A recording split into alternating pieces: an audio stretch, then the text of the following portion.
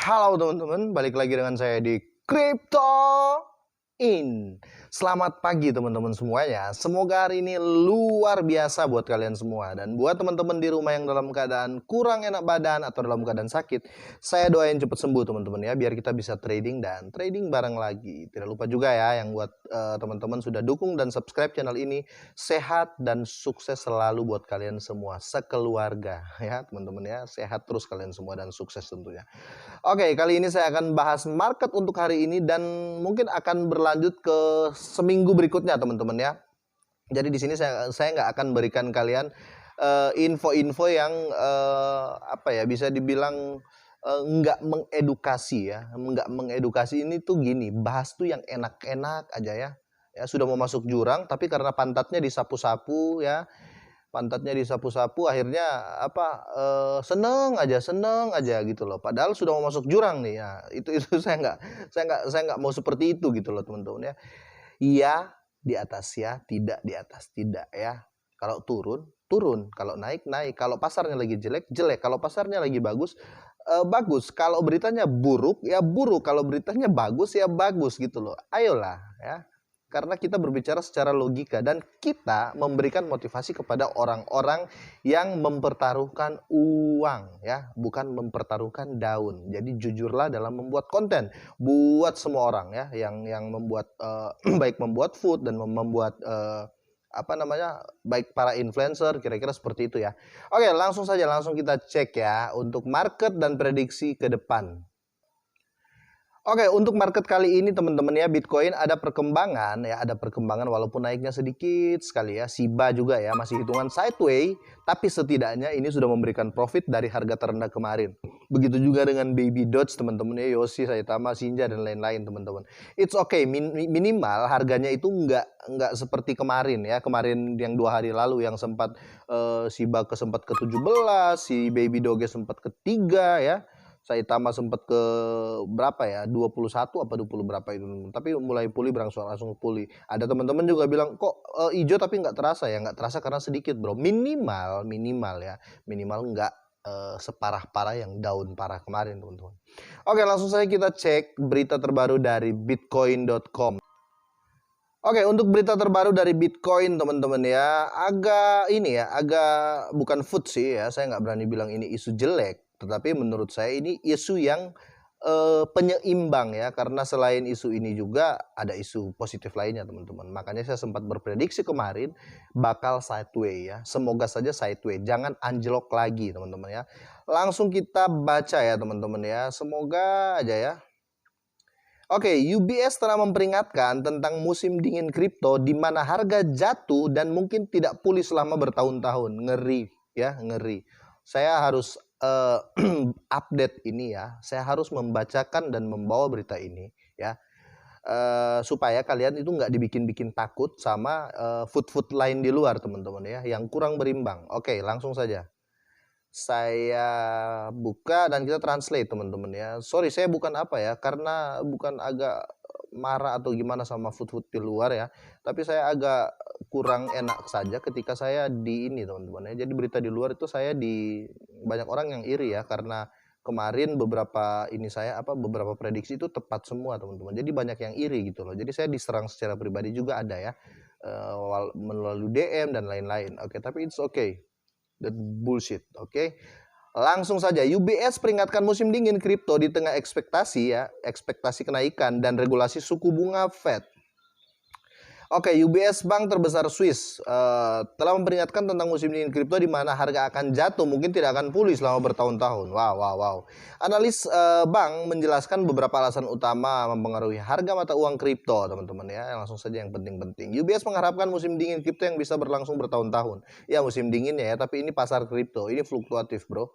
Oke, bank terbesar Swiss memperingatkan musim dingin kripto di mana harga jatuh mungkin tidak pulih selama bertahun-tahun. Analis bank yang dipimpin oleh James Malcolm baru-baru ini menjelaskan dalam sebuah catatan kepada klien beberapa alasan mengapa cryptocurrency dapat kehilangan daya tarik bagi investor tahun ini. Pertama, analis UBS merinci bahwa kenaikan suku bunga Federal Reserve diatur untuk mengurangi daya tarik cryptocurrency seperti Bitcoin. Oke, bagi banyak investor yang melihat kelas Aset sebagai penyimpanan nilai alternatif yang panik ya. Oke.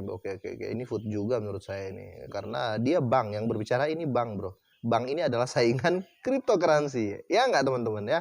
Sekarang saja di Indonesia kebanyakan milenial itu menabungkan uangnya, menyimpan uangnya di wallet. Oke. Kenapa saya bilang wallet? Kenapa saya bilang milenial kebanyakan menabung uang di Indodax ya, terutama buat teman-teman buat milenial yang belum mengerti kripto ya.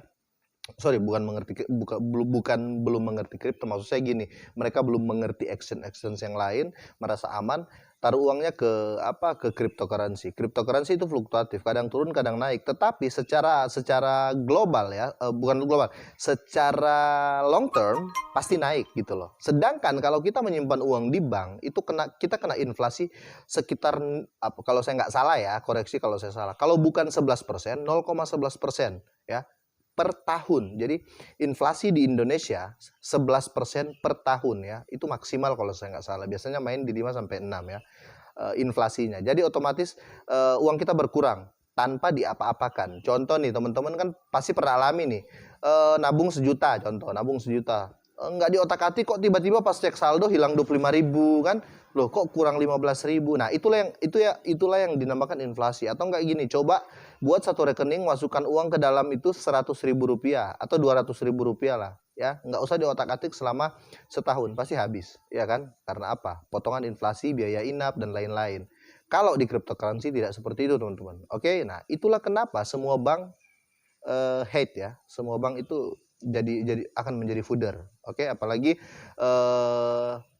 sekelas bank Swiss ini kan otomatis ya musuhnya adalah cryptocurrency ya. Kalau mungkin ya bank-bank lokal ya, bank daerah ya, mungkin bank Jatim, mungkin musuhnya itu sekelas Shiba ya, sekelas yang kecil-kecil. Tapi ini bank Swiss, otomatis di sini yang dia bahas adalah Bitcoin teman-teman. Saya nggak worried ya, nggak takut, saya santai aja saya. Kan kita pemain long term.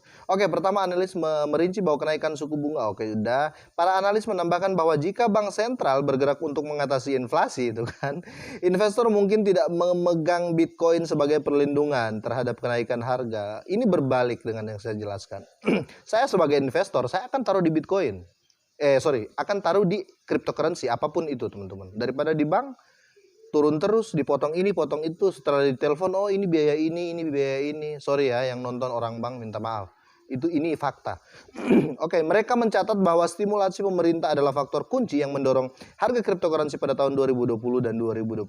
Dulu itu gempar tuh, Bank Swiss semua berbicara, wow, asetnya di Bank Swiss, asetnya di Bank Swiss. Semenjak ada cryptocurrency, semenjak Bitcoin pump ya, yang viral tuh gini beritanya.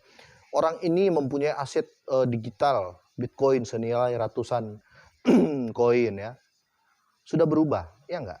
Dulu kan ini dia punya uang banyak di Bank Swiss. Sekarang sudah nggak ada, jarang kita dengar itu, teman-teman. Ya, jarang. Itulah perkembangan zaman. Itu kenapa saya bilang cryptocurrency ini sangat-sangat menunjang untuk ke depan, teman-teman ya. Oke, saya kira-kira berita itu seperti itu teman-teman. Analis UBS juga mengklaim bahwa beberapa investor semakin menyadari bahwa Bitcoin bukanlah uang yang lebih baik. Iyalah, kalian pasti hancurkan nama baik cryptocurrency lah ya, karena kalian kan bank. Kecuali yang berbicara ini devnya Bitcoin, saya akan percaya. Oke, dan bukan cuma ini teman-teman ya, ini salah satu berita yang menurut saya penting tapi tidak untuk ditakutkan. Kita akan baca biar berimbang, saya akan baca berita yang beda dari ini. Oke, berita selanjutnya teman-teman ya. Presiden Amerika si Biden ini teman-teman, administrasi dalam melaporkan bersiap untuk merilis strategi seluruh pemerintah kripto segera bulan depan. Oke, jadi ini berbalik. Oke, ini otoritas Armenian mengizinkan kripto menambang menggunakan bangunan infrastruktur ya. Pembangkit listrik lama. Jadi ada salah satu pembangkit listrik lama di Armenian ini akan dijadikan tambang Bitcoin ya, tambang Bitcoin teman-teman ya. Jadi disupport. Oke. Memang Bitcoin sekarang sudah nggak bisa ditambang banyak teman-teman, sudah ada pembatasan. Tapi minimal Bitcoin tidak akan pernah mati lah menurut saya. Rusia dapat mengizinkan penambangan kripto dan stablecoin yang didukung emas, kata anggota parlemen. Nanti teman-teman bisa baca di sini. Ini apa namanya ya? Ini berita akurat lah menurut saya ya. Rusia dapat melegalkan penambangan cryptocurrency dan stablecoin didukung oleh emas di bawah kendali pemerintah. Jadi tetap akan diizinkan, tetapi di cover dengan stablecoin. It's okay ya. Jadi cara halus untuk meloloskan Bitcoin menurut saya. Penambahan dan beberapa stablecoin dapat dilegalkan di Rusia. Deputi Duma menegaskan seperti itu. Biar kalian nggak panik teman-teman ya, biar kalian nggak panik dengar food di luar, saya sarankan kalian untuk baca berita untuk perkembangan Bitcoin dan pasar dan market itu di bitcoin.com teman-teman ya. Untuk di Twitternya ini sih, untuk di Twitternya ya seperti ini. Followernya 2.291. Kira-kira seperti itu. Jadi berita masih berimbang, masih ada jeleknya, masih ada bagusnya, dan condong ke bagusnya sih menurut saya. Jadi untuk sideways saya rasa akan sideways. Kalau untuk jatuh harga teman-teman ya, menurut saya pribadi untuk jatuh down ya, harga Bitcoin jatuh down menurut saya pribadi mungkin belum atau mungkin tidak akan ya. Kira-kira seperti itu. Karena apa? Bitcoin ketika jatuh dikit, seperti kemarin turun sekitar 10% Bitcoin ya. Tapi untuk altcoin terasa banget tuh. 10% kejatuhan Bitcoin kemarin ya, orang-orang langsung rakus, langsung beli lagi ya. Karena apa? Kapan lagi di diskon 10% sama Bitcoin? Nah, kira-kira seperti itu. Jadi kalau untuk prediksi saya pribadi mungkin agak berlawanan dengan orang-orang di luar sana yang bahkan mengatakan Bitcoin akan scam. Oke, mungkin akan scam, bisa akan scam ketika penduduk dunia sudah nggak ada. Oke, itu saja. Semoga sehat dan sukses selalu buat kalian semua. Tetap stay positif teman-teman ya.